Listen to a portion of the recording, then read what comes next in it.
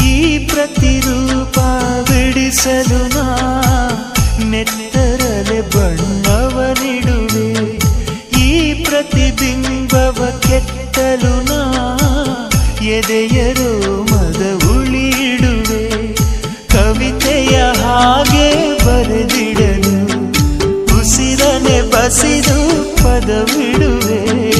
ಹೇಳೆ ತಂಗಾಳಿ ನೀ ಹೇಳೆ ತಂಗ